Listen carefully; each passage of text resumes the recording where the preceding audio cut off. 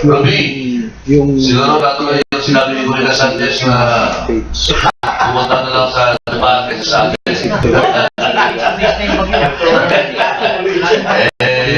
Nabilit ka pa sa natin mga Pilipino kaya nalusa ang bagyong Silvi. Hindi mo nangyari yung kinatasakutan na marami. Yes, sir! Tignan nyo!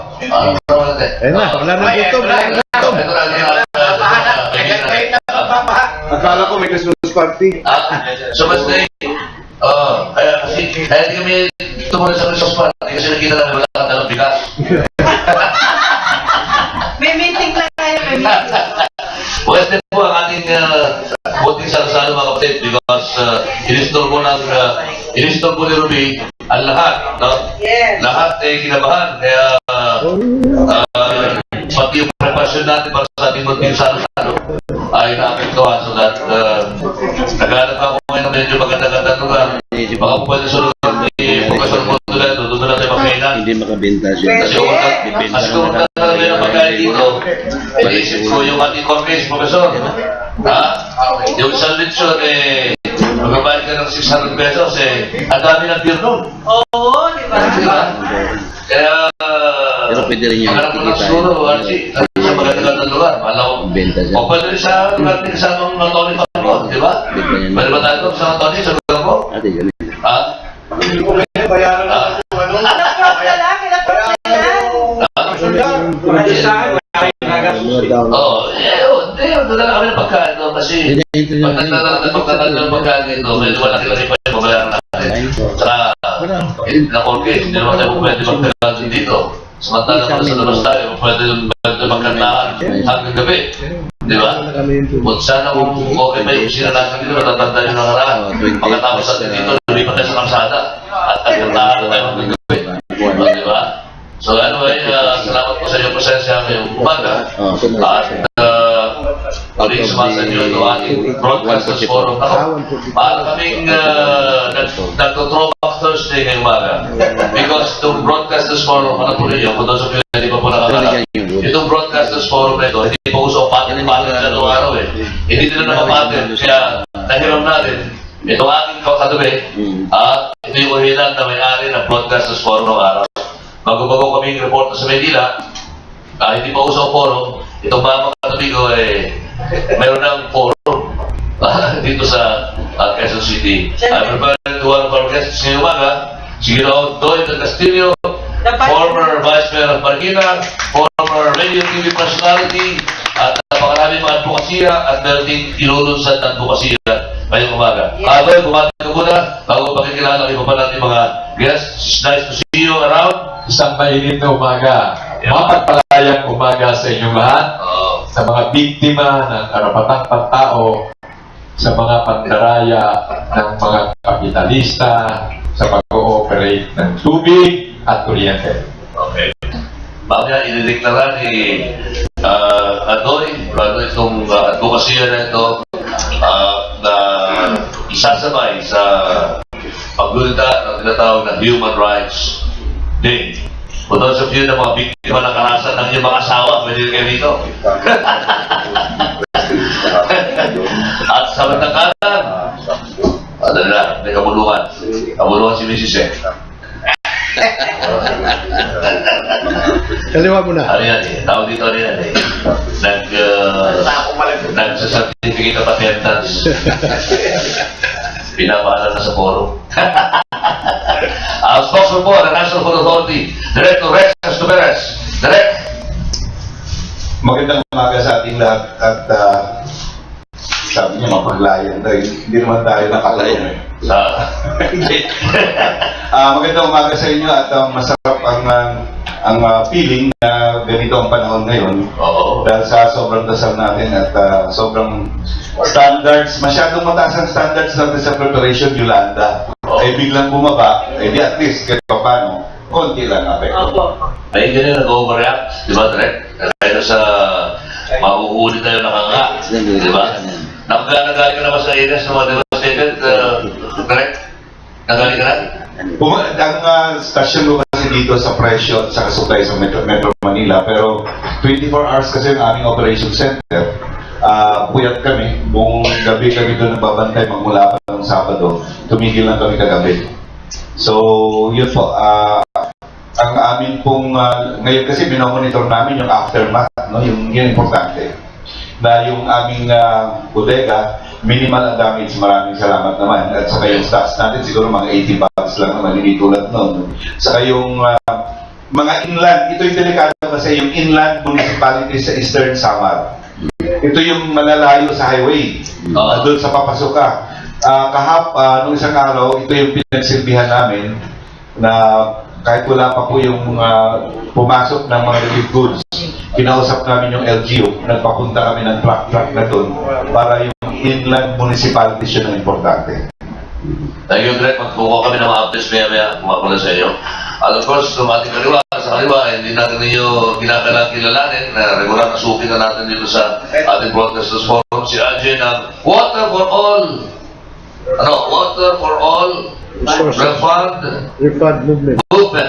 Warm. Ayan.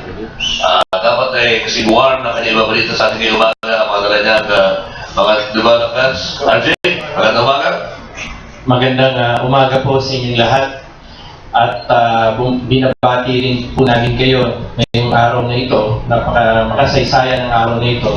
Ginugunita po ngayon sa buong mundo ang pandaigdigang araw, karapatan ng tao, ating lahat. Ganun mag.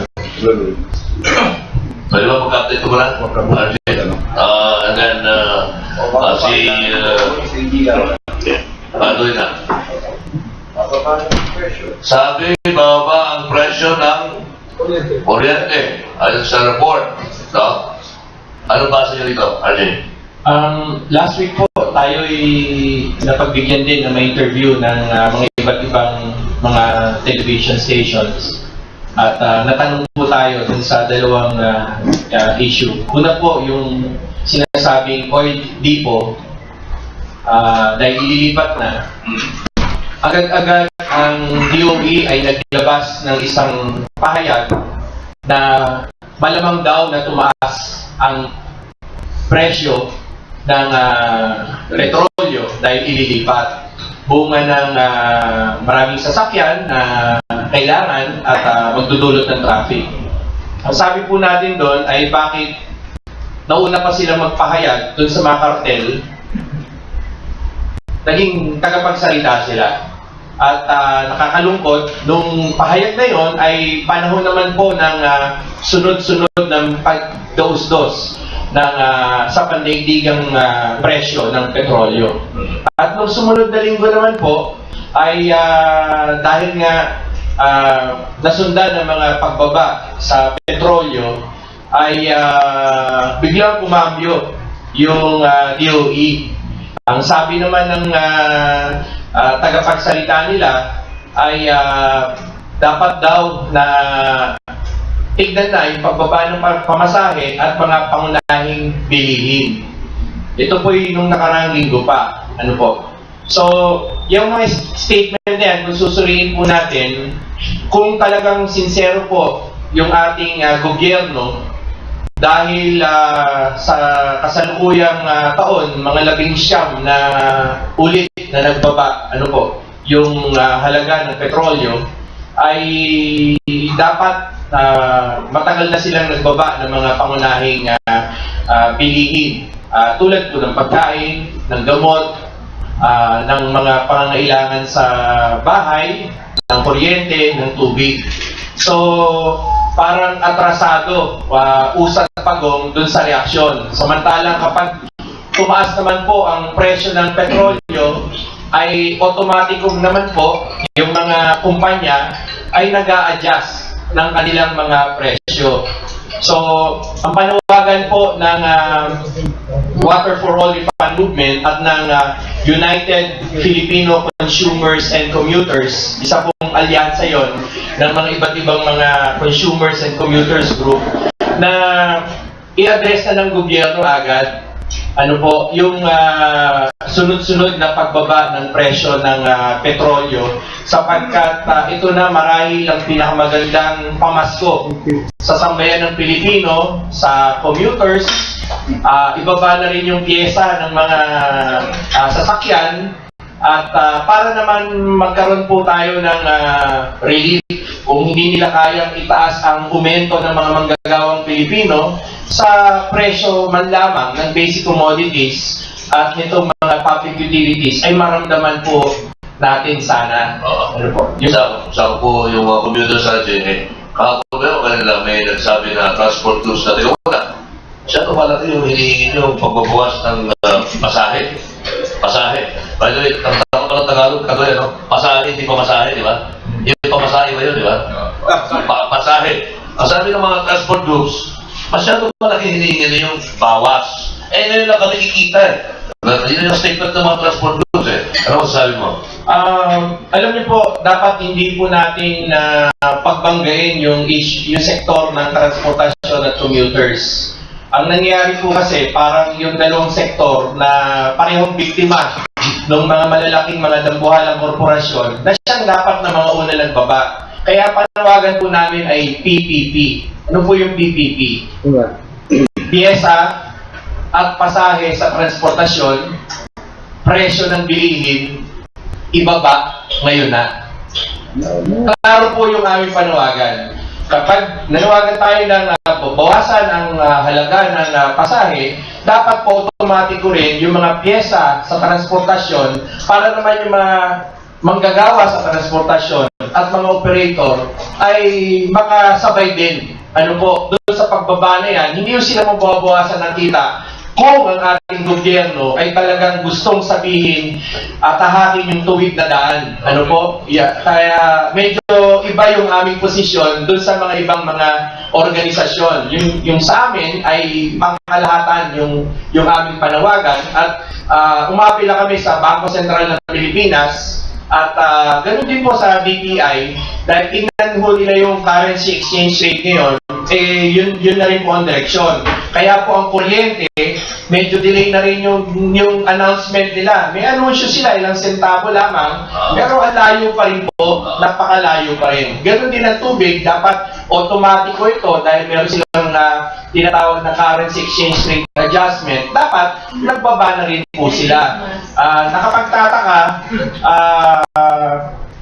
tahimik po yung mga higanteng kumpanya at parang sumasabay lang po yung mga ilang mga cabinet secretaries dun sa issue. Ano po? Pero wala ko silang categorical instruction dun sa mga kumpanya para ito ay magtamasa na ng magandang impact sa ating mga Pilipino. Alright. Now, kayo may hello, isa na lang Direct Rex. Pero yun siya na parang advocacy or movement ngayong umaga, si Carlo Castillo, siyang nagsisilbing spokesperson itong organisasyon na ito, kung tawagan ay Tatapakan. Pero nakita kata rito eh. A million signature for honesty. Kanta yun di ba? Bakit? Ano ba yung kanta na yun, honesty? Honesty, such a lonely world. Yeah, honesty is such a lonely word. Mukhang Honesty is the best manager. elementary yun. Oh, Kadoy, ano ba itong ilulusot natin yung umaga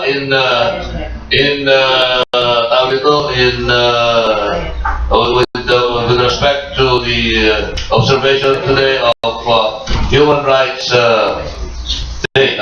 International. International Human Rights Day. Medyo hihingi ko ang inyong tiyaga sa pag-unawa. Dahil yung talagang karapat-dapat, binaligtad ng sistema ng gobyerno. Originally, kaya na-invento ang gobyerno para pangalagaan ang taong bayan. Noong bata pa si Isabel, yung mga pangunahing bilihin, mga pangunahing kailangan ng tao. Ang sabi nga nung panahon ng martial law, 11 basic human needs. Ginamit yan ng brigada sa mga barangay. 11 basic human needs. Yun po ang dahilan kung bakit nagdaranas tayo ngayon. At kailangan gamitin ko yung salitang palayain ang taong bayan sa pananamantala ng mga negosyante. Dapat may tatapatan. Kayo po, meron akong mga mamamayan na namumulat pa na dyan, nagtayo po ng movement na dapat may katapatan. Ang mga negosyante nagpapatakbo ng mga korporasyong hindi dapat malugi o walang karapatang malugi katulad ng kuryente at saka tubig. Yan yung mga walang karapatang malugi. Ipinagkakaloob ng sistema ng lipunang kapitalista, walang karapatang malugi ang mga negosyante ng tubig at kuryente sapagkat nakalagay sa binabayaran ng mga gumagamit nito yung loss, yung mga nawawala sa kanila na dapat ikalulugi nila ang magbabayad tayo. Fair po ba yun? Hindi. Lahat po ng klaseng pabigat, kasama na yung mga pandaraya sa pagkukwenta, magkaan mo inangkat ang iyong krudo, eh natutuklasan sa bandang huli. Mismo ng Korte Suprema, ilang beses nag-order ng rollback. So, kaya ngayon, dapat may katapatan. Pero, ano ho ba yung ibig sabihin ng katapatan? Hindi po basta honesty ito. Binigyan po namin ito ng pahulugan. Kuryente, K. At A, P, tubig. A again, ay P, pagmamayari ng taong bayan. Kaya po, katapatan. Ito po, pinakikita sa inyo, ito po yung mga namumulat ng mga mamamayan, may galing sa Taguig, may galing sa San Jose del Monte, Bulacan, may galing sa 17 lokalidad ng Metro Manila, na sila po yung tumayo at nagsasabing, buhayin na natin ang kilusan, dapat may katapatan. So, kung ang mga negosyante ay magtatapat sa atin, yung negosyante sa mga basic needs, no? Eh, walang idadaing ng tao bayan. So, pag ipagbibili lang sa atin, yung karapat-dapat na presyo. Hindi tayo papatungan ng pati doon sa ibinulsa ng mga politiko at ng mga magnanakaw na empleyado, ipinapatong sa bulsa ng tao bayan. At napakahabang panahon na nangyayari yan. Wala tayong kalayaan upang pigilin. Kaya, ibalik sa taong bayan ang kapangyarihan sa kuryente at saka sa tubig. Karapatan sa tubig at kuryente! Ipaglaban! Karapatan sa tubig at kuryente! Ipaglaban! Ipaglaban! Karapatan sa tubig at kuryente! Ako po ay naging tagapagsalita lamang, ngunit ang magiging kasali dito ay kayo na mga may sariling gripo ng tubig at may sariling metro ng kuryente. Yun lang ang ating ilulusan ngayon, Caroline. Galing, no? Naisip ko tuloy, yung katapatan eh, pupwede sa lahat ng aspeto yan eh, di ba? Wala na sanang, pati sa pamilya, wala na sanang kakaiwanin ng mga pamilya kung may katapatan. Oo, di ba? Totoo yun. Naalala ko yung mga, nahihiya ko minsan eh, naalala ko yung mga kababayan ko sa Baguio. Kayo ng mga napupunta ng Baguio, bibili kayo ng papasalubong, pabalik to Maynila. Tatlong lalagyan, 100, di ba? Yung peanut brittle. Pero pag tinignan mo, wala naman yung loob. Ang nilagyan lang yung gilid. Di ba? Issue yung nakatapatan yun eh. Kaya tama, honesty. We should all be honest, pero magandang ko sa inyo kasi tinumpok nyo yung kuryente at saka tubig. Kaya ito ay isang obligasyon, panunungkulan ng gobyerno. Noong itong tubig at kuryente, hawak ng taong bayan. Noong panahon yun, mura kuryente, mura tubig. Ito, para hindi nyo kami makalimutan, na kayo palang lahat ng may metro ng kuryente at lahat ng may gripo ng tubig ay maging kasali sa movement upang mapigil natin ang nangyayari ngayon. Mas mahal pa ang tubig kaysa soft drink. So, ngayong araw nito, Noy, ito yung million signature for honesty. Yes. Hanggang kailan tinitingnan yung time na ito para makumpleto nyo itong 1 million signature na ito. And after na makumpleto nyo yung 1 million signature, what's next? For matapatan? Yung pag nakakompleto natin to, mabubuo natin yung buong bahagda ng makinarya ng taong bayan. Ito po ang may katapatan movement, ang kapangyarihan, ang lakas, ang puwersa ng gagaling sa tao. Ang tao mismo ang gagawa, hindi yung mga nagpapanggap na leader, nagsasamantala, yung mga miyembro, walang naiintindihan. Ito, yung mga kasali sa movement, sila mismo ang magpapasya. Bakit sila yung magbabantay eh? Sila yung magbabantay. Bakit yung metro ng kuryente nila, 3 buwan na nakatago sa kahon, pero nagagawang magkaroon ng result sa reading. Tataklo man ng kahon na gano'n, pero dumarating yung nagbabasa, palaging meron dumarating na billing. Paano mo nalaman yun na nagastos ko eh? Hindi mo naman nabasa yung metro. Okay. Thank you, Kadoy. Gentlemen, ladies, mamaya yung questions nyo kay Kadoy. Bukha muna tayo ang mga updates kay Direct Rex Superes. Ano na mga pinakahuling mga balita natin? Ang magandang balita is, napansin ko, Rex, Director, ang dami mga bigas nyo ng NFA sa palengke. Namura. 27? 27 po. Oh, 27 million ang bawat kilo ng bigas sa palengke. Dati mga 32, 35. Pero ngayon, biglang natin ang mga merkado natin ng murang NFA rice. Direct. Yung sa amin pong ginagawa ngayon, yung continuous monitoring sa palengke, tulad nung bago dumating ang bagyo, at pagka bagyo, ang importante kasi yung pagkatapos ng bagyo, doon ang marami doon yung sinasabi na walang katapatan. Ay doon nagbabantay, magsasamantala. Pero anyway, nung pag-ikot po namin sa Saturday, at saka itong pagdating ng bagyo dito sa Metro Manila, nakita natin yung commercial rice marami sa ating mga palengke. Ang pinakamababa yung ordinary rice, 38, dati wala yan eh. 38, 39, may 36 pero pa konti-konti. Andyan yung NFA na 27 at 32. Yung low inventory ng iba, sinasabi nila na nagre-reply, so we check sa bodega namin kung may nagbabayad. Nagbabayad naman sila bago dumating itong bagyo. So at least ang importante sa amin, may commercial rice, may NFA rice doon sa ating mga pamilihang bayan. Ito isang legacy nung sinabi nga natin kay Administrator Juan noon. Itong legacy kasi niya na yung bigas ng NFA sa taong bayan. Kaya ginawa po niya, nagdagdag ng outlets at binantayan. So, andun nakatingga sa mga palengke natin. Ang diversion man, kung meron, nagiging minimal na lang. So, yung binantayan natin bago magbagyo at saka pagkatapos ng bagyo, na may sa pamilya natin, may sigurado tayong may mababang presyo ng bigas. Dito sa Metro Manila inventory natin, dahil itong area na ito ay deficit, mga 1.2 million bags ang aming inventory dito. Sa Region 4, meron tayong 1.1 million bags. At doon sa tinamaan, sa Samar, meron tayong 238,000 bags ang ating inventaryo. Kasama ito doon sa Region 8, ibig sabihin kasama yung Eastern, Northern Samar at Leyte. Doon sa Borongan, meron tayong 2,500 bags kahapon. Nag-report sa atin ngayong umaga, yung 2,500 bags, hindi na yun pinawithdraw sa ibang LGU. Bagkus ito ay hinostage na ng DSWD for relief.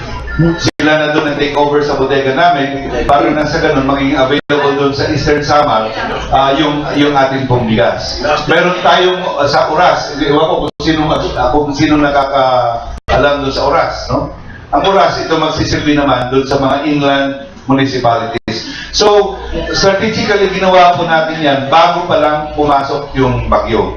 Dahil nadala kami na nung Yolanda, saka pa lang tayo nag-prepare, no?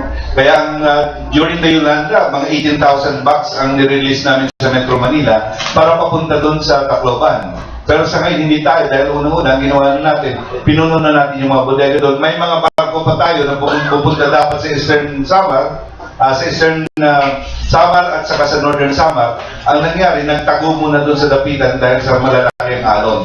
Pero wala tayong kakabahan. Kahit national po natin, we still have 11,400,000 kabans na bigas sa buong bansa. Sapat pa po yun hanggang sa matapos yung taon ito. Pag meron dumating ng bagyo, meron pa tayong darating na December 15, na mga 100,000 metric tons galing po sa Vietnam. Yan po yung ating inangkat nun. Wala pong katotohanan yung pinag-uusapan ng importasyon. Nakakasira po naman yan ng ating sigmura pag may importasyon na naman. Wala po tayong sinasabi na mag-import ngayong taon na ito. Okay. Kung pag-uusapan ng importasyon, yan po ay ang National Food Authority Council ang mag-uusap. Sa ngayon, mga 90,000 bags or kabans na po yung na-release natin sa DSWD, local government units at sa mga organization po na tumutulong po doon sa Region 8 at sa Region 4. Jonathan Dennis, fire.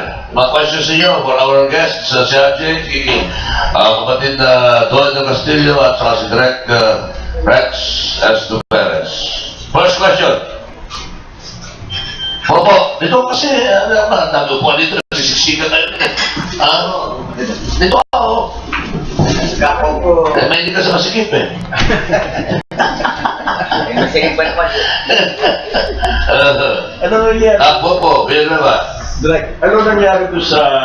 Kasi isang taon, nagkaroon ng ransak eh. Pag-ransak sa Region 8. Ano nangyari? Naaksunan ba natin yun? Ikalawa, meron yata proposal ng National Food Authority na i-absorb ng national government yung pagkakauna. 163 billion.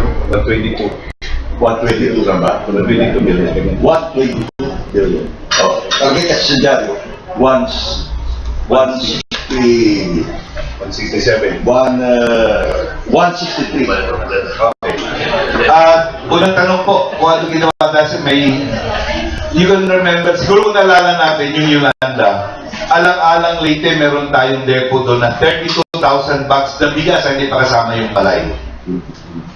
32,000 bags, ang nangyari po, tinakot yung ating gwardiya, pinasok yung bodega, ang taas ng kamada, tinanggal yung sa ilalim. So kung tatanggalin yung ilalim ng kamada, anong mangyayari?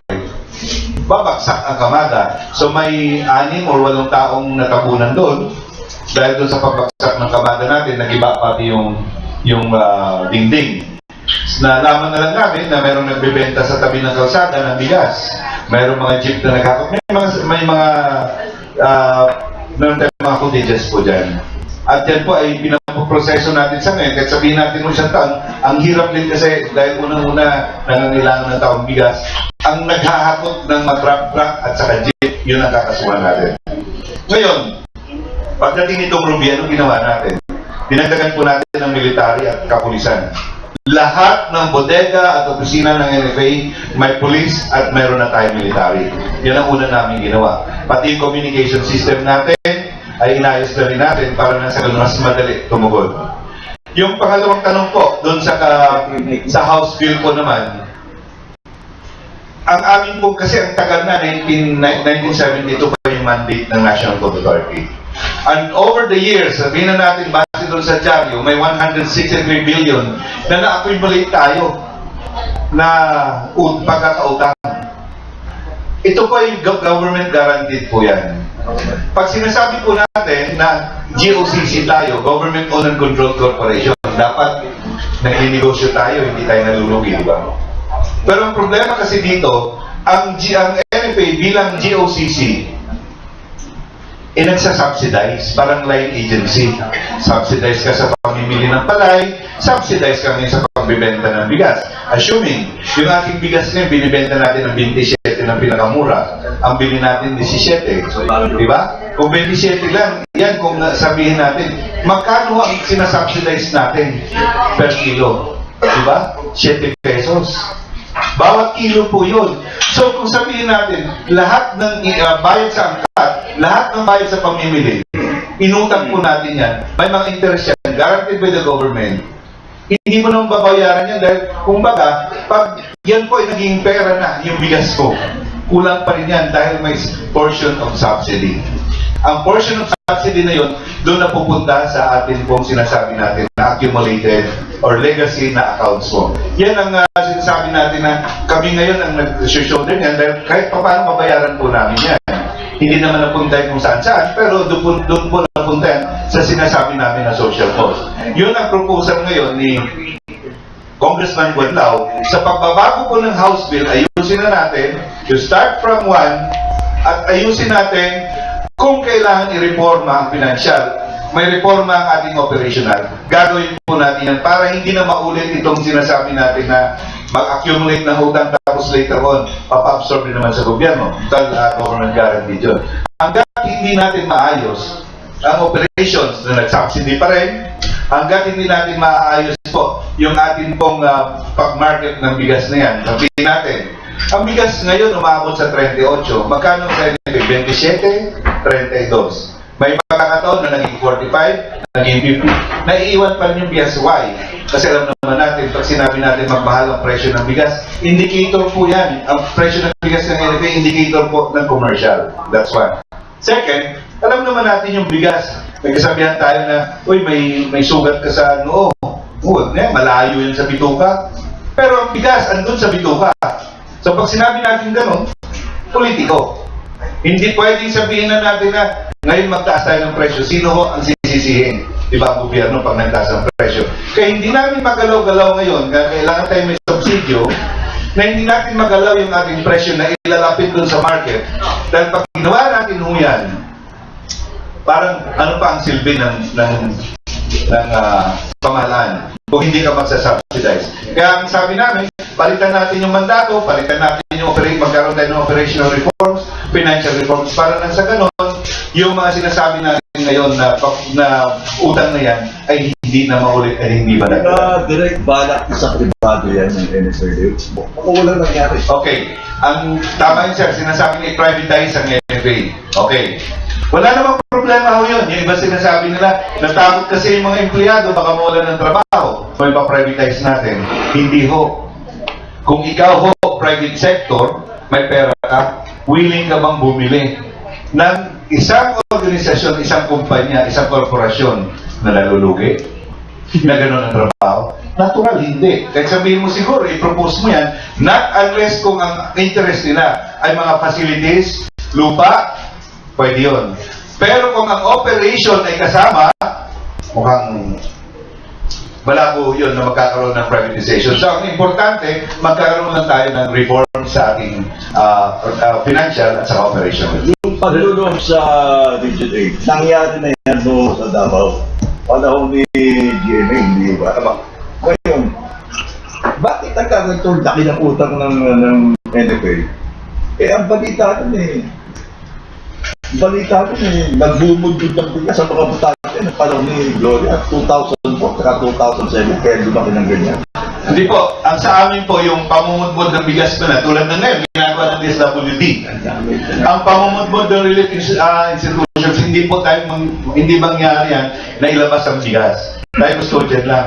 Maya-maya, binibilang po yan ng COA. May mga accountable officers yan, hindi ka pwede maglabas kung hindi mo account yan.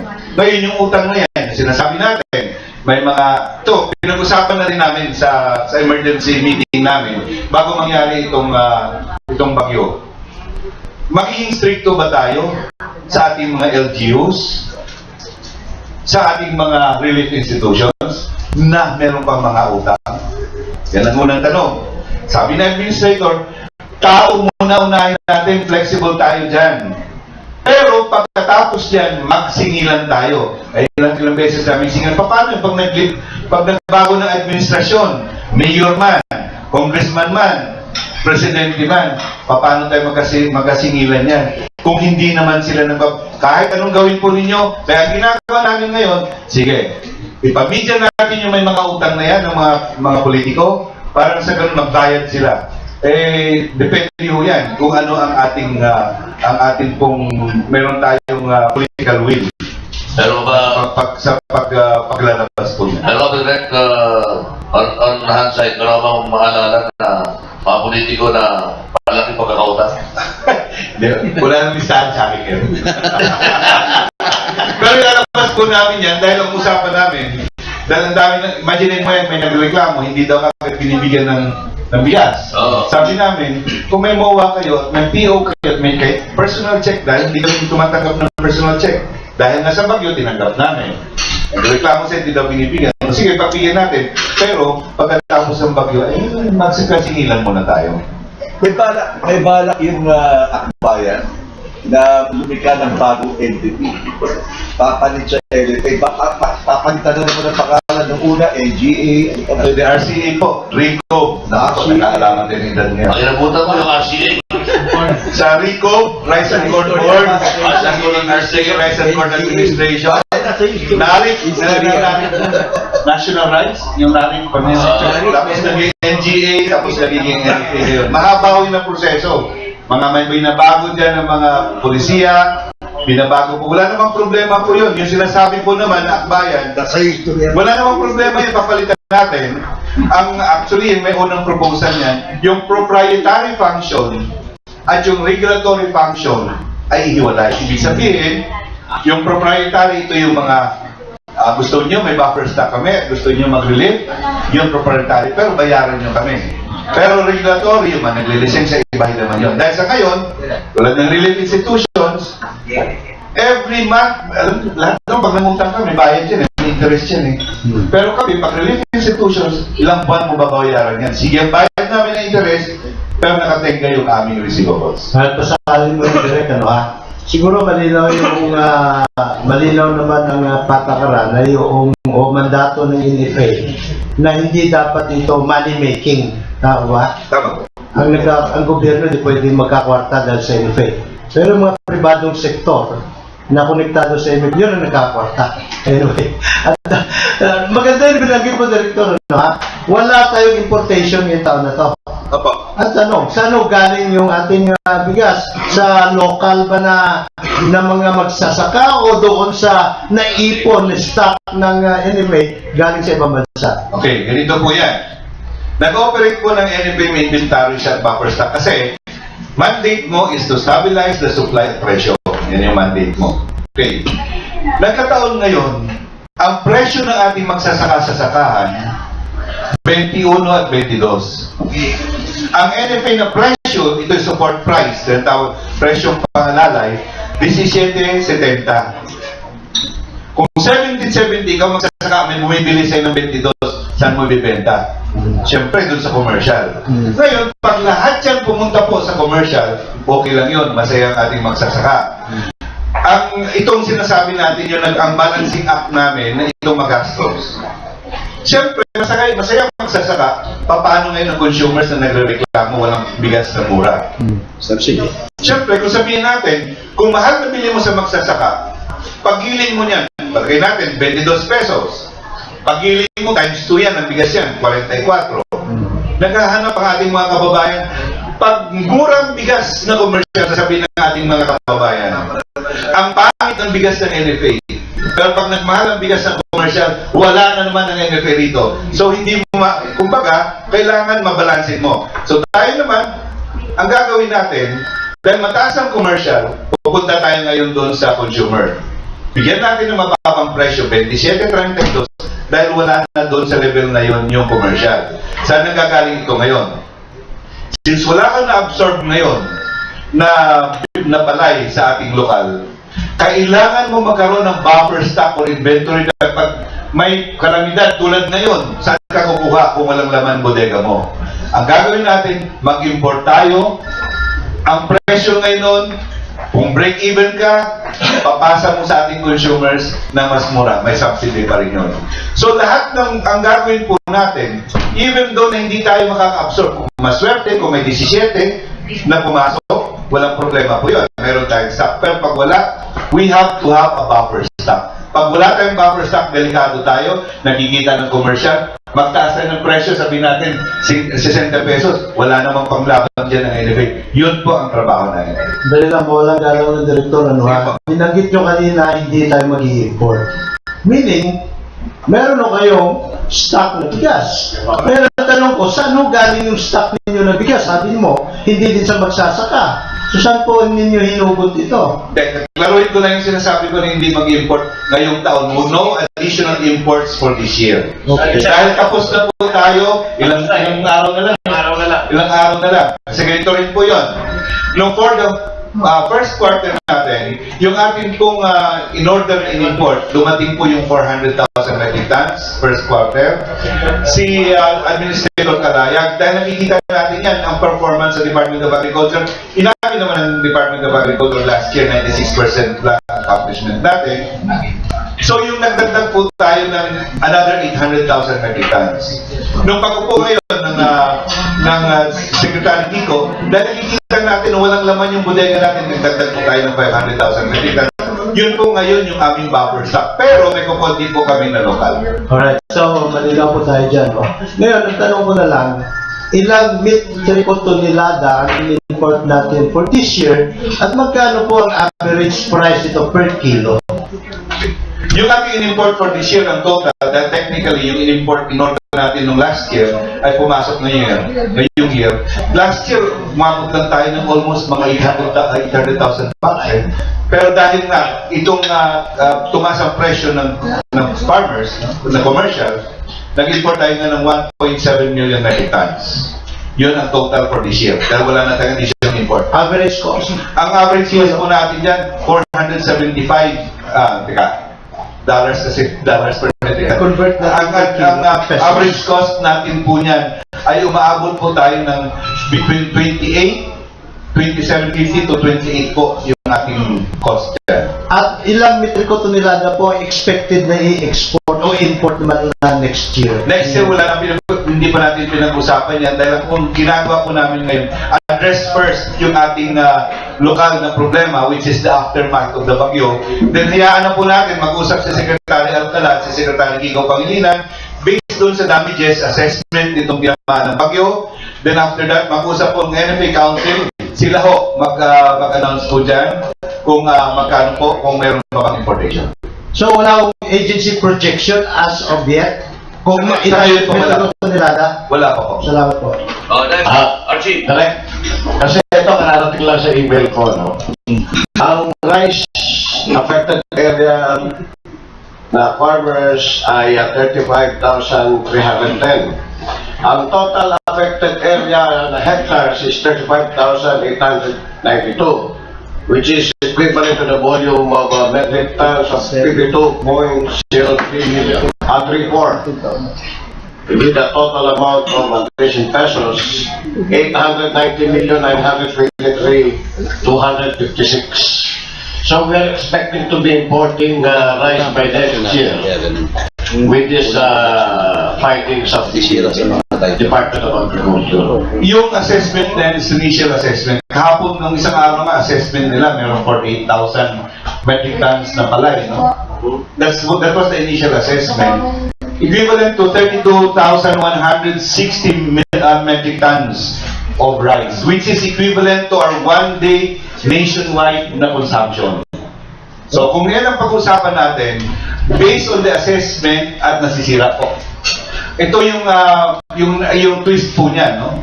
Nung nangyari po ang bagyo na to, almost all areas ay nakapag-ani na. Buti hindi tumama dito sa northern area. Ang tinamaan ngayon ng malaking area ng production in Mindoro. At ina-assess natin ngayon yung Mindoro kung anong stage na ng palay yung tinamaan. Kasi alam natin na tapos may mga konting ani na lang ngayon yung Eastern Samar and Northern Samar. Ito yung mga self-sufficient areas.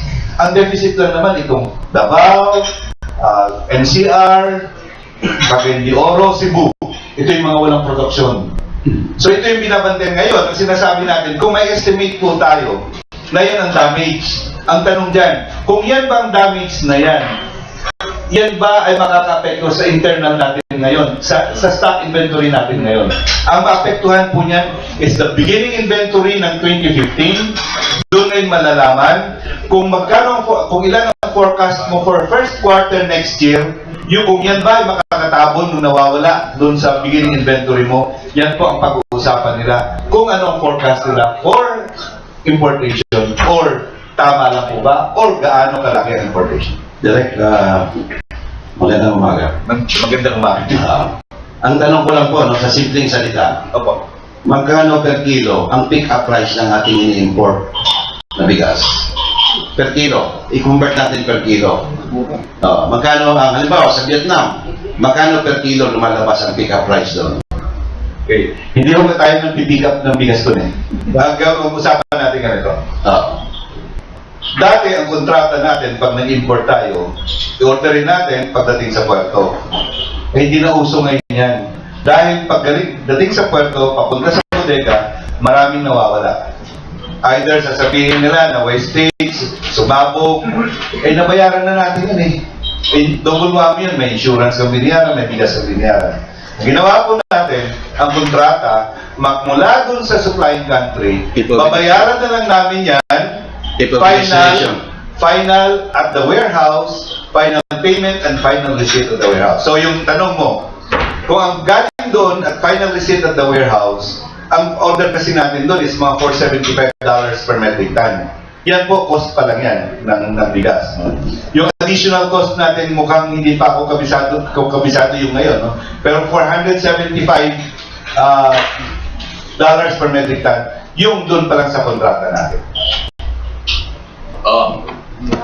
Tumatanong naman kay Kado at saka kay RJ.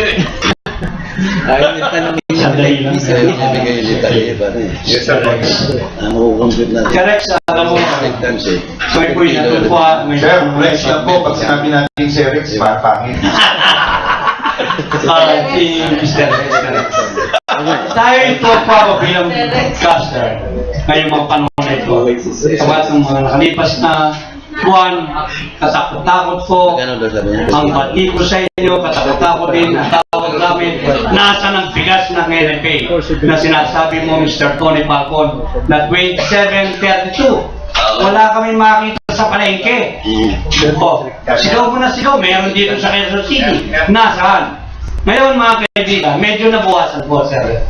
At natutuwa tayo, sabi nga nila, Sir Tony, kahit paano may nakikita na po kaming 27 at 32. Yung lalo na po dito sa Quezon City, dito sa Mandaluyong. Ngayon, ang tanong ko lang, ito pong 27, 32, hanggang saan po tatagal ito? Itong presyo nito, abutin mga ilang taon pa o next year. Ito pong presyo natin na 27 hanggang 30, hanggang kailan na ako? Yun yung tanong mo yun, mahirap. Yun ang pinaka-importante para mabanggit natin lagi sa radyo. Meron tayong abutin hanggang Disyembre. Ay, kung pag-usapan natin yung Disyembre, abot ko naman yung Disyembre, hindi naman tayo magtatas. 27, kung sinabi ng palasyo, mukhang hindi yan gagalaw. Yun ang commitment ng ating Pangulo. Pero kami po, ito, to tell you frankly, kami na propose na taasan to bring it to market. Kasi ang presyo ng merkado, ang tayo din ng presyo ng LMA. So, inahabol namin. So, ang mangyayari ngayon, siyempre, ano yun political commodity yung bigas. Sabi niya, 27, huwag niyong galawin yan. Dahil yan yung atin po sa mga kasama natin na yun na ang kaya. Ayoko na sabihin nila, yun ang kaya. Ano po yan, political call. Pag sinabi natin pagalaw ng presyo. Okay. Ganun lang po. Kasi ang susunod na tanong nito, kung $475 per metric ton, convert mo yan sa peso, hindi, bakit nagiging 27 ang lakas ng radar po? Bakit naging 27? Hindi ko natin na-impute dyan yung unang-una. Hindi shipping ang doon yung ating pong storage cost maintenance sa bodega natin. Yung personnel doon sa bodega natin. Lahat po yung may cost, yung transport cost natin ng NFA, hindi computed yan. Yung 27, lugi ka pa dyan. Kasi kung sasabihin mo ngayon, 28 siya, hindi magkaroon ka pa ng piso na kulang. Ang sa amin na ginagawa ngayon, lahat kami nagreklamo sa tulang. Ano ba ginagawa natin na line 8, GOCC tayo, parang lumalabas na line agency, we subsidize, we balance the farmer, at saka yung consumer, na pagbalansin mo, ito yung pinakamahirap sa lahat, itong pinakamagastos. Sir, meron ba limit ang pagbili ng ano? 5 kilo po, kasi yung nangyari po sa akin, pag hindi natin nililimit, pag maluwag naman, walang problema, yung iba, nagbibigay rin naman 15 kilos. Pero, minsan kasi nakikita natin, isang jeep bababa, may dalang mga supot. Tapos makikita mo sa kapitbahay mo, meron ng bigas. Yun lang ang Sabi nito, doon daw siya nabalitis. Yung iba nire-repack lang. Sandali, si Rambo Labay muna. Kay RJ, no? Kasi kung si Rambo Labay, nakita ko sa Facebook ako, may problema yata. Sobrang taas ng shirt. Heart problem yan, heart problem. Problema kayo ng taas ng Pambili ng Viagrang problema niya. Problema ko, sobrang taas ng kuryente. Tubig, bigas, ang dami na. Gusto ko nang tumalon sa ano. Sahod ng mga manggagawa, sahod ng mga ordinary, hindi tumataas. Ilang taon na tumataas. So, anong ginagawa ngayon ng war? Para kahit pa paano, huwag na natin antayin pa, baka sumigla baga magkakaroon ng rally kapag sigura ang, di ba? Hindi, yan ang realidad eh. Kaya maraming mga nangyayari dahil sobra ang taas. Pero ang sweldo, nanatili pa rin eh. So, anong ginagawa ngayon ng war? Para kahit pa paano, may Gusto ko pong kunin yung binitawang salita ni Ginoong Rex. Ito ay political call. So, ibig sabihin, kapag merong nanindigan, pwede naman palang ibaba. Merong nakapagtataka, alam na alam ng gobyerno, 99% ng mamaya natin ay hikahos.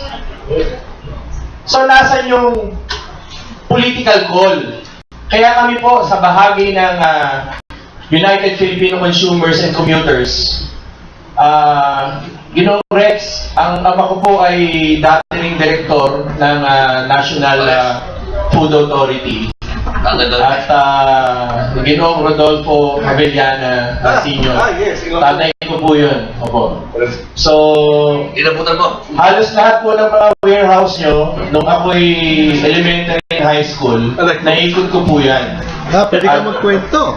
Kaya kabisado ko po yung mga meeting sa mga magsasaka, alam ko po yung mga kaya ang siguro gusto kong i-share kay Sir Rex. Ginoong Rex. Hindi ka talaga makakuha na siya. Okay. Ginoong Rex.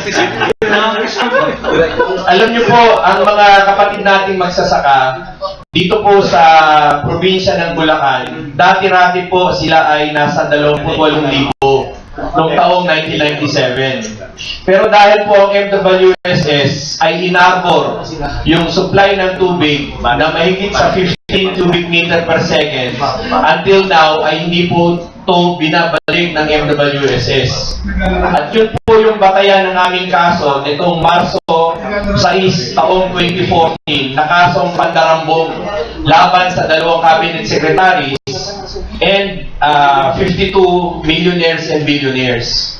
Sa ngayon po, magsasaka ngayon sa Bulacan ay 18,000 na lamang at patuloy na bumababa dahil lamang sa isang issue, yung kakulangan ng supply ng tubig na artificial naman talaga yung pagkakakulang. Kung gusto po natin talaga na magkaroon ng isang sufisyenteng Pilipinas na taunang may supply ng bigas, political call talaga ang kailangan natin. At tayo po ay isang agricultural country na hindi natin maintindihan bakit walang habas yung mga land conversion ngayon at kahit ultimo tubig ay pinagkakait sa ating mga magsasaka. So paano natin ma-achieve yung rice sufficiency na ito samantalang yung kapitbahay nating probinsya ay hindi maamoy ng Malacanang? At ngayon po, yung tubig na 15 CMS, para sa inyong informasyon, ang tubig na ito ang ibebenta ngayon na nasa kasalukuyang bidding po ito ng 16 na dambuhalang korporasyon na nag-aagawan sa proyektong 24.4 billion bulk water supply sa Bulacan para ibenta yung 15 CMS ng mas mahal na presyo sa mga Bulakenyo.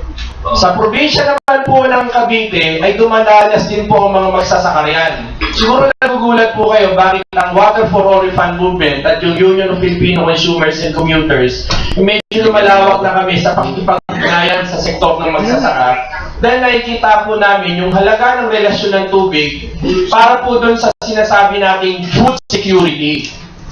kung titignan natin, yung tubig at yung pagkain ay napakalaki po ng relasyon nito. Kaya natutuwa po kami na may katulad ni Ginoong Rex na patriotiko rin. At alam po namin, namomonitor namin kung ilan lamang na mga kilo ang pwedeng mabili ng mga kababayan natin. Lalo-lalo na rito sa lungsod Quezon.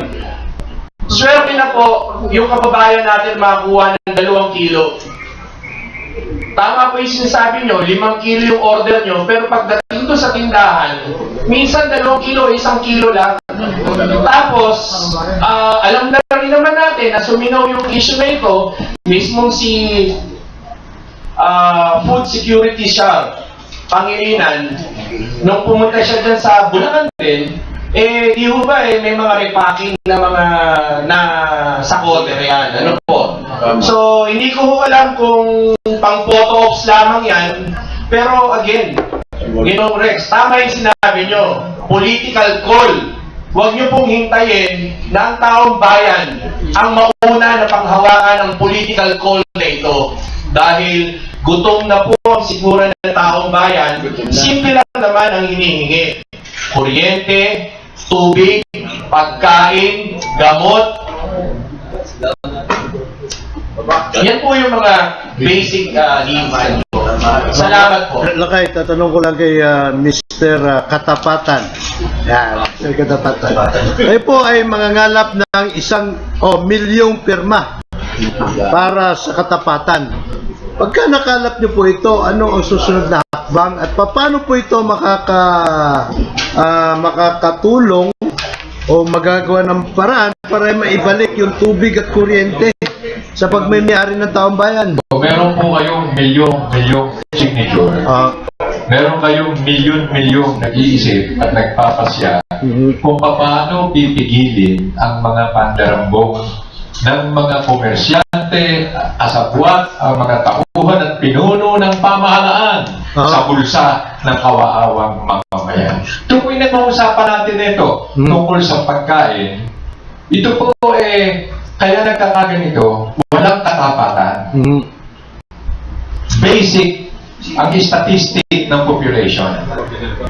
Hindi po pwedeng hindi sa calculator makukuha mo. Ngayon, hindi tayo abutin ng isang oras. Sinahamo po kayong lahat. Ilang ektaryang lupa ang tataniman mo ng palay para mapakain mo ng 365 days ang Pilipino. Ngayon, kaya nating makuha ang data. Bakit kailangan mo pang umangkat? Available ang statistics sa UP Los Baños. Scientific na ginawa ng mga Filipino scientists sa International Rice Research Institute. How much per kilo ang kayang i-produce ng hindi irrigated farm at how much yung sa irrigated farm? Available ng data. Kaya natin. Tayo na kayo. Huwag muna tayo puwing 1 hour. Kumuha kayo dyan ng calculator. Kaya natin i-produce yan Sige. Number of population versus kilo of rice versus the how many sack of rice per hectare harvest. So, lahat yan available in data niyan. Including how to produce organic fertilizer instead of spending so much dollar in importation of chemical poison in our soil. Lahat yan available Pero failure ang lahat ng ahensya ng pamahalaan kasama pangunahin ng Department of Agriculture to address this data. Kaya panahon na ang taong bayan na ang kumilos. Kung meron kang milyon-milyon na magkokongreso linggo-linggo, kaysa inuupo siya sa bunga ng ating oras, meron tayong 2-hour congress in every municipality. We can solve the problem. Hindi mo pwedeng asahan ang mga magkasabwat na negosyante at mga tuta ng mga negosyante na mga kapitalistang nasa gobyerno. Hindi mo pwedeng asahan yan. Tayo, taong bayan lang, magpapalaya sa ating sarili upang mapamura natin ang bilihin at mapataas natin ang income ng mga Pilipino. Oh, Mr. Katapatan, ang sunod ko pong tanong, ito pong tubig, no? Tubig at yung kuryente. Hinugot ho ito sa isang panukalang batas na naging batas sa Kongreso. Ngayon, ito bang milyon-milyong pipirma mga mamayan dito? O pwede lang busisiin kung sino kumita sa mga congressman kaya naging batas ito? Hindi po kailangan sa pirmahan yung pagbusisi. Hindi po kailangan. Kailangan tayo mismong mamamayan, meron tayong sariling pagkilos, meron tayong sariling paggalaw. Sapagkat yung kuryente, kung paano natin na-compute ilang kilong bigas pa ang kailangan i-produce natin sa loob ng isang taon. Ngayon, isang kahinaang masasabi ko, wala ni isa man sa loob nitong hall na ito nakakaalam how many kilos of rice we need. Ito, si Mr. Alexis Perez, alam niya. Wala! Hindi mo alam? Hindi nga niya alam kung kailan tatagal yung stocks niya eh. Yung presyo sinasabi niya, I think guarantee, yung December, hindi tataas yung 27. Pero hindi mo siya kayang puwersahin. Sinabi na rin niya, yung tungkol sa magiging presyo sa first quarter of na 2015, i-recommend pa ng board, pag-aaralan pa ng board. Nadinig ko eh. Sige po. All of this need statistic.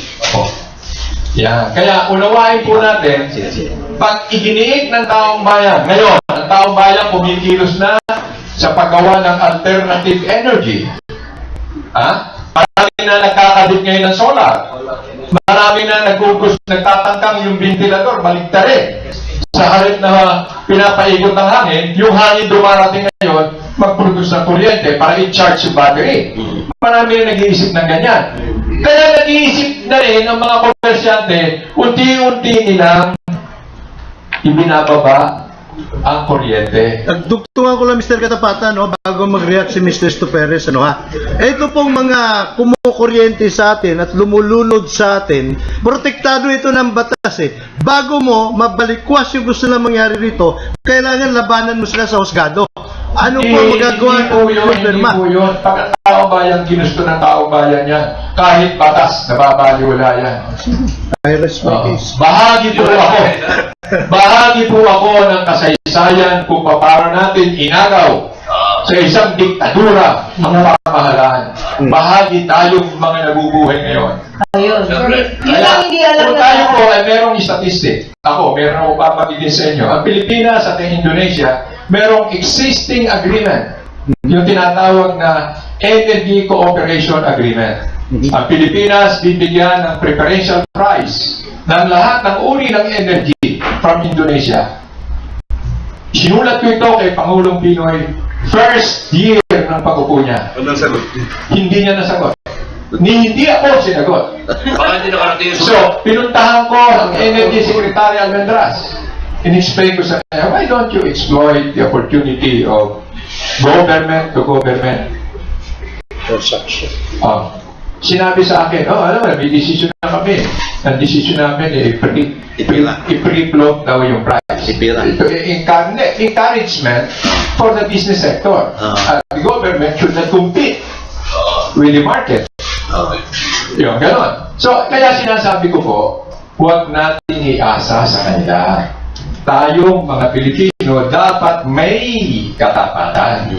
Malalaman lang natin ang tapat kung magsasama-sama tayo at makagagather natin ang data at pag tayo magsasama-sama na, alam natin ang desisyon na gagawin natin kung paano natin mapapatipid ang ating gastusin, paano natin mapapalakas ang ating income. Reaction ni Mr. Perez.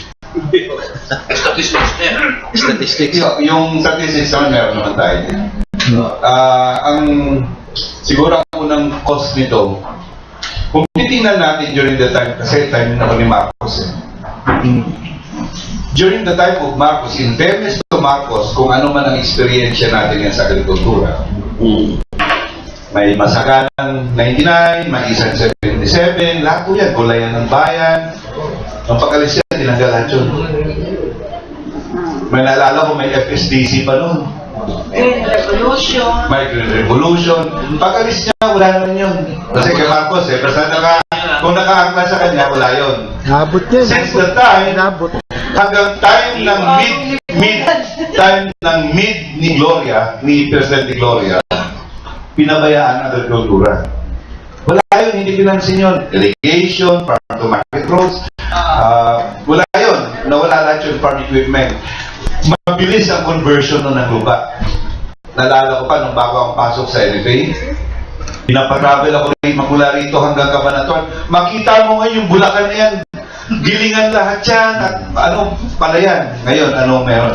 Subdivision. So ang sinasabi natin, napabayaan natin eh. Napabayaan natin at nag-umpisa sa mid ni President ni Gloria hanggang ngayon, dinidevelop pa rin lang natin yung ating irigasyon samantalang ng ibang bansa. Tapos na. Tayo nagde-develop. Ano pa kaya mangyari kung may integration sa 2015 na ASEAN Economic Cooperation, integration? So yun ang tinitingnan natin ngayon. Even though na ginagawa natin ngayon ang lahat, hindi naman it's too late. Dahil sinasabi nga natin, kahit na kami mismo, ayaw namin mag-import. Pero paano ngayon, pag gusto natin mag-import, sarado ang mga bintana at pintuan ng Asian countries? Wala. Hindi tayo dapat magkaroon din ng produksyon. Yun ang hinaangad natin. Pero sa ngayon po, kasi yun ang tinututukan natin, nakafocus tayo doon. Okay. Sa akin naman, in fairness, huwag na natin sahan muna. Dahil kung sinarahan natin, hindi pa rin parehas tayo umaalagwa. Maraming salamat. Jimmy Mendoza. Yes, sir. Magandang hapon. Umaga pa lang. Umaga pa lang. Bago sa pagdinig sa aking tenga, yung paglutang ng kuryente at tubig ay pagmamayari ng taong bayan o katapatan. Sir, personal. Katapatan. Personal kong tanong sa inyo. Kasi nung mga nakarang taon, naging vice mayor kayo ng Marikina. May plano ba kayong magtayo ng party list ni Mr. Villana? Wala ho. Unang-una. Kung yun nga ho politika iniwanan ko na Hindi pa magtatayo ng party list. Ang gusto kong maunawaan ninyo na tayo, puro-puro tayo nasa media naririto. Kritiko tayo. Pero tayo, hindi natin nalalaman ang pagkukulang natin. Yung pagkukulang natin, kasabay sana ng pagsasabi natin ng pagkukulang ng iba, ang pag-unawa rin natin sa pagkukulang natin. Tayo may pagkukulang. Kaya, sasamantalahin ko yung pagkakataon na itong dapat may katapatan, kuryente at tubig ay pagmamayari ng taong bayan. Ito po hindi dapat maging pagkilos ng politiko. Hindi mo kailangan gawing party list pa. Hindi. Bago pa dumating doon, ngayon pa lang, kung makakabuo na tayo, yun lang lahat ng mayroong metro ng kuryente at gripo ng tubig ay pipirma dito. Ngayon pa lang, pag tinawag natin yung mga pumirma na yan, nagkaroon tayo ng mga kongregasyon, lahat ng mga konkretong hakbang, positibo, makukuha natin. May bilang tayo Ay pinag-uusapan sa demokratikong bansa, yung power of number. May bilang ngayon, kung ikaw ay takdak ng takdak, huwag po namang isasama ng loob ng mga kongresista nating party list. Wala mo naman silang lakas Dahil, iniwan nga ng mga butante. Sabi na, iboto ka na namin, hindi ko na bahala. Hindi po pala sa kanila. Continuing. May katusuba kayo na may mga metro na tubig at kuryente sa ICR. Hindi ito sa ko. Kasi yung kay Sir Villana, almost 90% na Pilipino naghihirap na. May tapos din ba kayo ng mga nagja-jumper at saka nagnanakaw na tubig? Sa atin? Bakit pipirma to? Mga magnanakaw to. Saan tayo kukuha ng pipirma rito? Kung yung mga nagja-jumper at nagnanakaw ng nawasa, pipirma ba to? Oo, pipirma yan. Dahil sila Dahil yan tayo kasi ang nagbabayad Pag-aralan din nyo yung kung makakapagpapirma tayo ng ganito karami. Hindi problema ng mga nagja-jumper, hindi problema yan. Dahil binayaran na yan ng may metro. Tatandaan po ninyo ang ginamit ko lingwahe, ang inaaya natin pumirma yung may mga metro. Kasi yung may mga metro, ang nagbabayad ng ninakaw ng millionaire.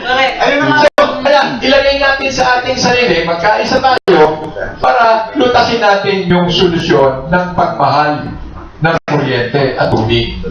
Yun. Huwag natin iasa lang sa kanila. Mapapagsamantalahan tayo. Mapapagsamantalahan tayo. Katulad na lang ito. Bibigyan ko kayo. Ito Nagdudumilat na katotohanan, sinasabi ng batas. According to the decision of the Supreme Court, walang conversion. Pag ikaw ay kinilala na agricultural, yung sa agrarian land, once na deklara ka, hindi ka na pwedeng convert. Yung dami kinonvert ni Villar. Magmula po dito sa Valenzuela hanggang makarating ka ng Tala, kaliwat kanan ng kalye, palayan yan. Ipinanganak ako, bata ako, palayan yan. Tulad na sinasabi ni Carlex kanina, na marami noon ang mga palayan na convert. Magmula rito sa Alaba hanggang doon sa Calamba, palayan, side by side yan. Ang tanong, may nakulong pa sa convention. Naging senador pa. May nakulong pa. Kasi, Tsaka yung SM. wala pa ito. Maraming Kaya ngayon, kung kayong lahat ay magiging patriotic at magsasama tayo rito, ni pagtatangka, hindi gagawin eh. Kasi ito. So, nakalanda, merong house sa Pinoy movement, di ba? In fact, napapabalita nga, nakasama si Chupaing, Chupiping, no? Doon sa movement na yun. Tumang movement ninyo, ay umahanyan sa doon kasi, ang sinasabi mo rito NTC. yung throwback Thursday mo kasama ka sa nagpatasik sa lumang diktadura noong araw. Hindi ba ganun din ang pupunta nito? Parang kasi boses ng tao yung pinag-usapan natin dito. Pinalalakas natin. Di ba? Oo. At saka, hindi natin pinapaasa. Oo.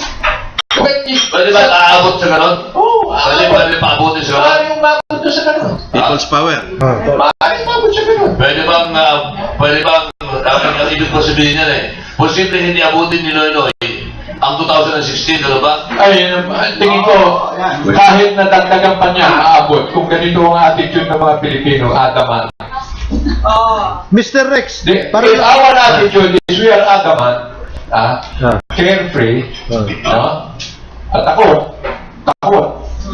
Kaya sinasabi ko sa inyo, kahit magdagdag pa si Pinoy ng 6 na taon, pwede. Mr. Rex, para lang mabuo ang picture, out of 100% na kailangan natin, na bigas sa buong bansa sa loob ng isang taon, ilang porsyento doon ang inaangkat at sa labas? Ang sa atin, mababa lang yun. Mga mabot na ng 3%. Ang galing din sa atin. Kung ang kulang natin, like for example, 97% ang production natin. Kasi may mga target din ng DA. Pag bumaba po yan at atin pong buffer stock, yun po, halos mga 1 to 2%. Ang inaangkat natin. Okay. So, maliit lang pala porsyento. Unlike before, umaabot tayo ng 10%. Okay. Thank you. Ako pa may gagawin. Sandali. Ladies first muna. Kanina pa kayo Oo nga. Kawawa naman ito si Joby. Ladies yan. Ano po bigyan? Mapapakanta na ito Oo nga. Hindi, una. Maganda Remember, lang sinabi yung mga it guest ain't natin, over. Actually, Till the talagang family pro-Pinoy. Ang kailangan, pro-Pinoy. Pang-Pilipino talaga. Okay. Si Rex, hindi mo ba pwedeng manggaling Si Rex. sa inyo mismo, na encourage natin yung mga estudyante, mga kabataan na magpursige sa pag-aaral ng agrikultura. Parang ito kasi nawala na Ang nangyari kasi, yung mga farmers, kagaya ng pamilya ko, hindi na sila farmer ngayon. Mga seaman na. Ang sa akin lang, siguro there should be somebody, siguro pwede kayo mag-lead, no? Ang akin lang, napakaganda talaga. Dito sa bansa natin, na napakayaman natin sa natural resources. Tayo dapat na mag-encourage. Ang problema, bakit kaya nag-aalisan yung mga tao na imbis mag-concentrate doon sa kanilang pagsasaka? Hindi ko masolusyonan. Parang informal sector sa inyo. Bakit dito sila sa Yun nga po sasagutin ko yun, Opo, sir. Ako ang natapos ko po ay agriculture. Ngayon, nung nag-aaral pa ako sa Iloilo, Hindi natin verify. Marami kami, siguro mahigit kami 100 sa College of Agriculture ng Central Philippine University. Iloilo. Iloilo. Binalikan ko po yung aming... Kasi Manua. Binalikan ko po yung aming... Lunggo kami. Aming eskwelahan ngayon. Wala pang 12 ang nag-aaral na agrikultura. Kasi unang-una, bakit kami noon nagpursige? Magsasaka yung magulang, magsasaka yung iyong mga relatives. May lupa rin tayo, nakukunti. Pag agriculture ka nun, social ka. Nag-agriculture yan dahil babalik yan dahil may lupa yan. O ngayon, ano? Wala kang babalikan doon kasi nag-aaral na agriculture ngayon, empleyado na. Tulad namin. So hindi na bumabalik. Ngayon, ang tanong natin, bakit ganun? Kung titingnan mo, ako bumalik ng Iloilo, kailan na yun? More than 1,000 hectares. 1,000 hectares irrigated. Nakita ko pa yung kanal.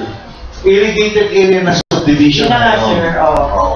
Wala nang subdivision. Ang pangalan ng subdivision, sasabihin ko pa ba? Tawag na. Yun ang nangyayari. Sasabihin nila, pag nagsaka, wala namang kwenta yung kwenta naman yung pag namuhunan ka dyan, mabibenta mo mababa, wala kang kikitain. Mas maganda ibenta mo ng subdivision, easy money, mabilis pa. Sir, sa ganitong pagkakataon, ibig sabihin wala tayong batas para dyan. Wala pa. Hinihintay pa namin na Okay, Sir Doy naman. Tapusin muna siya. Sir Doy, teka lang po. Sir Doy, di ba may batas po tayong lumabas na, ewan ko lang po kung connected yan sa gagawin mo ninyo. Ito po doon sa Meralco na dapat may refund, di ba? At nanalo ito, nagkaroon ng batas. Bakit wala pa rin yung refund? Kung sa ganitong paraan na may batas na, merong dapat i-implement, hindi na i-implement, how much more kaya yung inyong katapatan? Wala pa po kasi tayong Unity. actually, nagkaroon tayo ng biyaya galing sa Mega Valley. Nagkaroon tayo ng people's power. Nagising tayo. Pero yung people's power na yun, pinaglagot-lagot natin, ipinagpalit natin sa talumpati ng mga politiko. Ibalik natin ang people's power in the more positive way. Magko-closing po ako na may kasamang lambing sa KCAREX. Ang mga abandonadong lupain na pwedeng pagmulan kahit ng tiny stem ng consumption ng mga Pilipino sa pagkain, hindi lang sa bigas. 1,000 hektarya ng BCDA. Kasama na rito yung naibigay ni Lucio at sa mga korporasyon ni Ayala.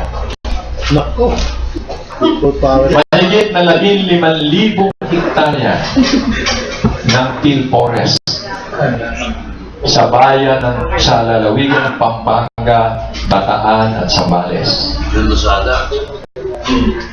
Bukod pa ang mga ancestral domain. Gaano karaming 1,000 hektarya ito, ancestral domain. Tapos, yung abandoned timber license lands. Kasama na yung mga lumber dati ng mga Enrile, ng mga Ronyo, at itong sina Pipito Alvarez. Wala nang puno hindi na sila nakakapaglagay. So, total National Food Authority din po lang kayo.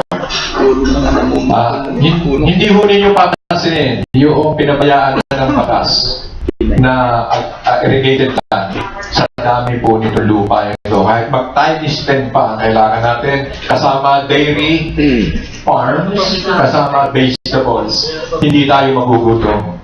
Mag-e-export pa tayo. Ito lang po, malambing lang ito ng NFA at aprobahan ng pondo.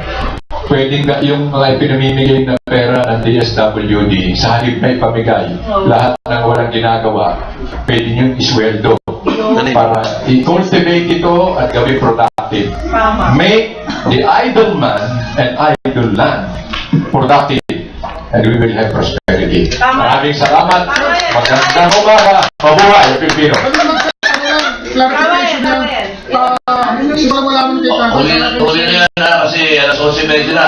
Mr. Abiliana, ano yan, nag-merge na ba kayong dalawang grupo, yung katapatan sa kayong WARM, nag-merge na ba? Para ipaglaban yung tubig at kuryente? Kasi sa panahon mo, ikaw lang nag-iisa nun eh. Nakipaglaban dyan, pero parang hindi na nakakamdaman ng taong bayan. Yung panawagan mo, ngayon may lumilitaw na naman yung katapatan kay Kadoy. Paano nyo makukumbinsi yung taong bayan na paglaban yung kanilang katapatan? Siguro, bago po yun, gusto ko muna sagutin yung datos na hinihingi niyo po. Para po sa Meralco, meron tayong 6 na milyong households. Ang electric cooperative consumers ay meron pong 9 na milyon. Households po ito. So, ibig sabihin, yung isang bahay, pwedeng 6, pwedeng 15. Ano po? Yan po yung sa elektrisidad. Yung labas doon, yun po yung hindi naaabot ng ating pamahalaan. Parang pagkaintindi ko dyan, may mga 10% pa ang hinahabol ng DOE. Yung mga walang, yung mga far-flung areas. At sa tubig naman po, dito sa National Capital Region, ang hatian po rito yung East and West area. Para po sa West, ang 56% po yung may control dyan. At the rest, the 44% goes to Manila Water. Maynilad, sa total po niyan, merong 2.2 to 2.4 households. Yan po yung customer ng nasa ilalim ng Maynilad at Manila Water. So, divide nyo na lang yung 56 and 44. The rest, puro luwa na po yan. Ano po? Yung mga nasa probinsya. Ano po? The rest, yun na po yan. So, alam niyo po, napakaganda ng tanong nyo, no? Yung WAR po kasi nagsimula kami dun sa mga kaso eh. At nakita namin na medyo mahaba po ang proseso ng kaso. At naniniwala rin tayo sa kataga na justice delayed is justice denied. Jury justice system ang kailangan natin. So, ang kailangan po natin ay may mga iba pang mga puwersa ng mga organisasyon tulad ng katapatan para naman dumiretso doon sa tinatawag natin mga extra-legal na mga gawain. Kami ho, nakakonsentrate kami sa Kongreso, Senado, sa legal, nakaganon po tayo, no? At natutuwa po ako at may mga inisyatiba ngayon na lumalabas dahil nakikita nila na hindi ito basta-basta makukuha ng alam niyo na sa legal. Pero gusto ko pong sabihin sa inyo, dahil po sa ating pag-iingay, kahit na sabihin natin yung mga mamamayan ay nanood o nakinig lamang, simula po ng taong 2013, January, wala pong naganap na paggalaw sa presyo ng tubig dahil po sa mga asunto natin. Pero po, no, kung kukumpitin natin yan, ako ang estimate ko dyan, mga 600 million pesos ang dapat na mapunta sa kamay ni Ayala at sa kamay ni Pangilinan na naharang natin. Na dapat tayong lahat ay nag-contribution doon. 600 million naman. Pag kinumpute mo yun, 24 na buwan na po ito. So anong tagumpay natin? 33 to 34 billion pesos na dapat na nabulsa na nila. So, sino nakakaalam yan? Ilang tao lamang. Pero may pagmamalaki po namin, bagamat maliit organisasyon kami, ito yung naharang nating pondo na dapat sana ay kinakamal na ng itong mga monopolistang bilyonaryo ito. At kapag nanalo po tayo, meron pong announcement na sinabi ang I don't know if that's Manila Water, ano? Last month, sabi nila, matatapos na raw po yung arbitrasyon. Ito po, 100 bilyon ang halaga nito. Yung proposal na sinabit nila na hindi natin alam kung ano ang resulta ng lalabas sa katapusan ng taon o sa unang araw ng Enero sa taong darating na 2015, sa unang linggo. Kung tingnan nyo po yung timing, December and January. Paparating ang Papa. So kung meron mga aalma, medyo yung timing, nung paglabas ng resulta ng arbitrasyon, nalutong tubig na hindi alam ng media, walang tinatawa ng mga consumers dito, sila lamang ang mga nag-usap. So, hindi natin sinasabing tayo ay matatalo. Pero huwag natin itigil yung pakikibaka natin. At marami pong paraan ng larangan ng pakikibaka. So tayo nag-a-adjust din sa panahon. At kahit kung dumating yung panahon na idikta ng taong bayan, o Katoy, o ka-RJ, no? Suportahan namin kayo sa pakikibaka nyo. Titindigan ho namin yan. Kasi kung sa kaso nga hindi namin inurungan, kahit medyo may mga death threat, ano tayo sa buhay natin, eh yun legal yun eh. Sa politika pa kaya, sa election pa kaya. Palagi ko mas mabigat po yung legal. Dahil yun eh, mga konkretong kasundo yun. 5 ang nasa Korte Suprema, 1 ang nasa Court of Appeals, 2 ang nasa Ombudsman ngayon. At marami pa kung paparating ng mga asunto na inaayos natin ng tahimik. So, yun po yung mga kombinasyon ng mga trabahong ginagawa natin ngayon. Mahirap po ito, matagal po ito, pero kailangan nating isulong yung mga iba't ibang forma ng pakikibaka. Salamat po. Pero dapat kami po ay masamantala magpapalam na. We bring to a close itong ating pong regular broadcast this forum ngayong umaga. Salamat ka, Rex. Alam mo, very busy ka, pero dumating ka. Sasal ka ba? Isang minuto. Kulang. Segundo lang. Yung iniiwasan po, at yun po ay kabilin-bilingan ni Secretary Pangilinan at Administrator Dalisay. Pag nagsalita ka sa forum niya, pag-iwan mo palagi. Ang iiwasan po kasi natin yung panic-buying. Pag may mga impormasyon, ito'y pinapakalat ng mga kalaban natin sa industriya. Tumaas ang presyo, kulang ang bigas. I-verify po natin, meron tayong hotline sa 454-1214. 454-1214 o di kaya 0906-436-3133. Diyan po i-verify natin. Huwag tayo magpanik, sapat ang bigas natin. Wala po tayong import na additional pa ngayong taon na ito. Pag-usapan na lang natin yan pagtapos ng paghanda natin sa Huli, mas mura ba produksyon ng mais?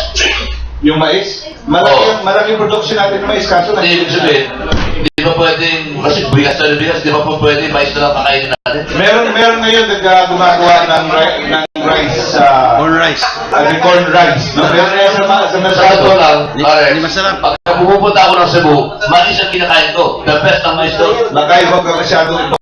Kasi dito pa lang tayo sa Maynila, brown rice lang na makasustansya. Ang hinahanap, maputi pa rin. Kahit anong gawin mo dun sa bigas natin, na masustansya, iron 45, binawa, pipiliin pa rin, maputi. Ikaw lakay, kumakain ka ba ng brown rice? Mahal eh. Alam mo, puti ang hinahanap mo, kahit anong puti ang hinahanap mo. Okay, Alex, thank you. Thank you. Thank you. Hanggang sa susunod na Repress. Merry Christmas po sa inyo lahat. Merry Christmas. Alex, talaga. Punta mo na sa Cebu. Sarap kayo na mais doon. Kasi minsan mo lang ginani.